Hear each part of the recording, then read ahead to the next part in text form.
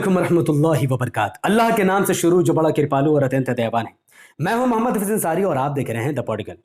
बिहार में अकबरुद्दीन साहब की एंट्री से बिहार के सियासत में भूचाल आने वाला है, क्योंकि बिहार में अकबरुद्दीन साहब बहुत जल्द कदम रखने वाले हैं। यह खबर जैसे ही लालू प्रसाद यादव, तेजस्वी यादव, नीतीश कुमार, अमित शाह और नरेंद्र मोदी को पड़ेगी, तब इन तमाम नेताओं की नींदें हराम हो जाएगी। लेकिन आखिर अकबरुद्दीन साहब बिहार क्या करने आ रहे हैं? इसका जवाब है बिहार में गोपालगंज विधानसभा सीट पर उपचुनाव। बिहार में 3 नवंबर 2022 को गोपालगंज और मोकामा विधानसभा की सीटों पर उपचुनाव होने की तैयारी हो रही है, जबकि 6 नवंबर 2022 के मतगणना के बाद इसके रिजल्ट डिक्लेयर हो जाएंगे। पर आखिर गोपालगंज और मोकामा विधानसभा चुनाव क्यों रहे हैं? फिर भी गोपालगंज में एआईएमआईएम ने अपने प्रत्याशी घोषित कर दिए, जिनका नाम है अब्दुल सलाम। इस उपचुनाव के बाद चाहे कोई भी हारे या कोई भी जीते, ना आरजेडी की सरकार गिरनी है, ना ही बीजेपी की सरकार बननी है, और ना ही एमआईएम सरकार का हिस्सा बनेगी। लेकिन ये चुनाव बहुत इंपॉर्टेंट और ये चुनाव एक नाक की लड़ाई है। वो कैसे? उसके लिए आपको थोड़ा सा पीछे जाना होगा।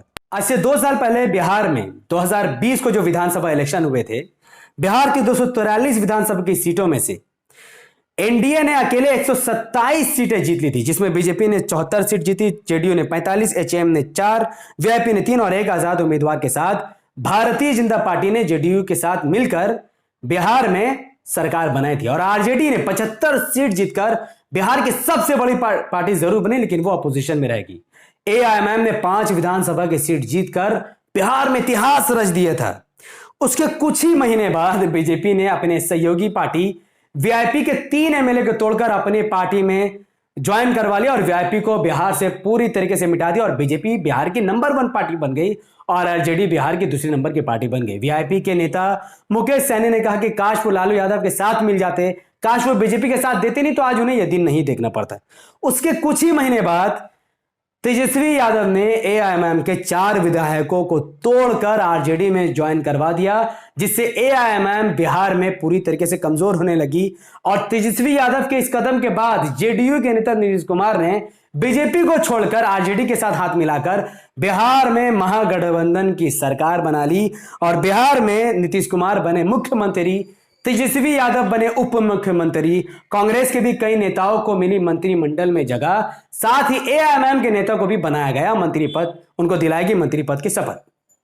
सब कुछ ठीक चल रहा था कि तभी बिहार के पूर्व मंत्री और बीजेपी नेता सुभाष सिंह का हो गया निधन। और इस निधन के बाद इस बिहार के गोपालगंज सीट से बीजेपी ने इसी अपने ही प्रत्याशी की बीवी यानी सुभाष सिंह के पत्नी को दे दिया यहां से टिकट। अब रोचक बात यह है कि तेजस्वी यादव ने भी यहां से मोहन प्रसाद को दिया टिकट, और इसी गोपालगंज सीट से बहुजन समाज पार्टी की तरफ से लालू प्रसाद यादव के साले को भी मिला है टिकट। 3 हिंदू उम्मीदवार यहां से ऑलरेडी उठ चुके हैं, और एआईएमआईएम ने यहां से मास्टर स्ट्रोक खेला और यहां पर एक मुस्लिम उम्मीदवार को टिकट दे दिया। इसके बाद एआईएमआईएम के प्रत्याशी नामांकन करने पहुंचे, तभी उन पर एफआईआर दर्ज करने का मामला भी सामने आया, क्योंकि एआईएमआईएम के प्रत्याशी जब नामांकन करने पहुंचे तो उनके पीछे हजारों समर्थकों की भीड़ थी, जिसे देखकर सोनिया गांधी या फिर नीतीश कुमार या लालू यादव, अमित शाह, मोदी की होश ही उड़ गए, क्योंकि देखा जा रहा था कि यह सीट एमआईएम के लिए पक्की मानी जा रही थी। खैर, अगर हम 2020 के गोपालगंज विधानसभा सीट पर अगर ध्यान देंगे तो उसके परिणाम कुछ इस तरीके से थे। गोपालगंज विधानसभा सीट के 2020 का रिजल्ट आपके सामने है, जहां पर भारतीय जनता पार्टी के प्रत्याशी सुभाष सिंह को 77,791 वोट मिला, जबकि बीजेपी को हराने के लिए 80,000 मुसलमानों के वोटों का विभाजन बीएसपी, कांग्रेस और जनसंघर्ष दल के दरमियान विभाजन हो गया। अब अगर एमआईएम के उम्मीदवार जब यहां से उतर चुके हैं, पिछली बार तो नहीं लड़े थे, पर इस बार एमआईएम का उम्मीदवार यहां से लड़ रहा है। अब अगर ये 80,000 vote BSP, Congress, RJD, JDU में ना बटे, सीधा पतंग के निशान पर आया, तो यहां से बीजेपी पूरी तरीके से हार सकती है। चूंकि गोपालगंज बीजेपी का गढ़ माना जाता है, इसीलिए 2015 में भी आप देखोगे तो यहां से बीजेपी का ही प्रत्याशी जीता था।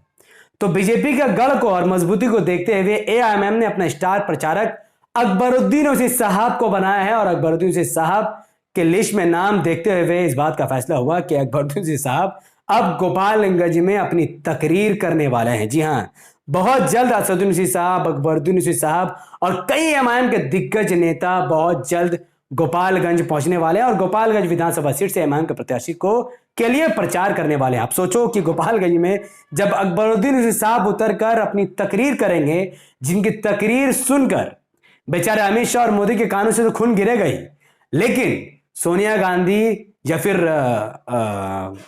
यार क्या बोलते हैं इनका नाम, लालू यादव या नीतीश कुमार की भी नींद हराम होने वाली है।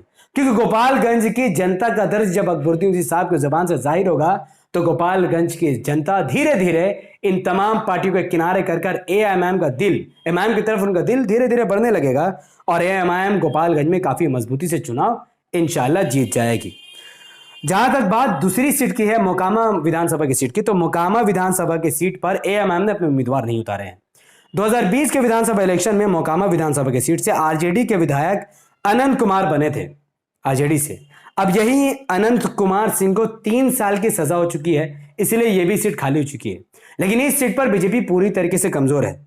मोकामा में आरजेडी जेडीयू का अच्छा खासा मजबूती है और इस वक्त आरजेडी जेडीयू एक ही गठबंधन में है, तो यहां से आरजेडी के जितना लगभग तय माना जा रहा है। फिर भी यहां से कौन जीते कौन हारे, इससे मुझे कोई फर्क नहीं पड़ता। आज भी बिहार के जो मुसलमान आरजेडी को वोट देने की अगर बात करेंगे या फिर कांग्रेस की दलाली करने की बात करेंगे, तो मैं आपसे कहना चाहूंगा कि जब कांग्रेस है बीजेपी की सरकार बिहार में गिरी और महागठबंधन की सरकार बिहार में बनी, इस सरकार के बनने के बाद ही रिजवान नाम का 8 साल का मासूम बच्चा को आतंकवादी बोलकर जेल में भर दिया जाता है, दंगाई बोलकर जेल में भर दिया जाता है। कई दिन तक उसको जेल में रखा जाता है। इसके मां बाप की कोई सहायता आरजेडी के विधायक नहीं कर पाते हैं।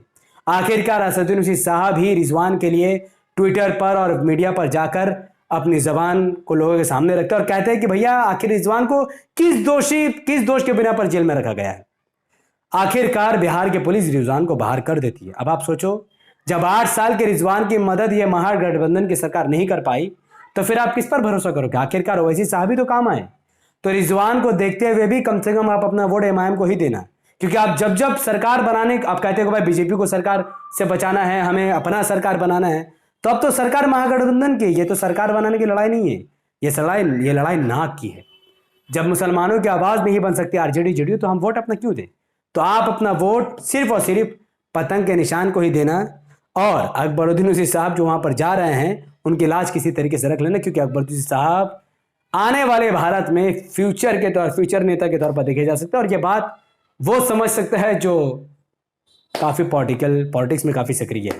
खैर, ये वीडियो इतनी ही तक। मैं आपसे जरूर गुजारिश करूंगा, अगर आप इस वीडियो को बिहार गोपालगंज से देख रहे हैं तो बताइए आप अपना वोट 3 नवंबर को गोपालगंज के सदर सीट से किस पार्टी को देंगे?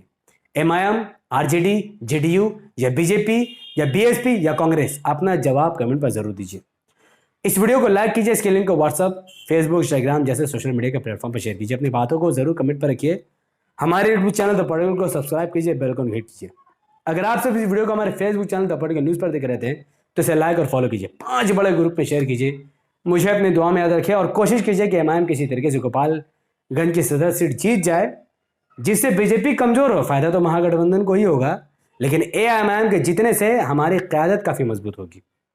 इसीलिए अपना वोट सिर्फ और सिर्फ पतंग के निशान पर जरूर दे। बहुत बहुत शुक्रिया। अस्सलाम वालेकुम बरकात। अल्लाह के इस्लाम बरकात तमाम भाई और बहनों पर हो। मैं अल्लाह भी पीस अपॉन अस।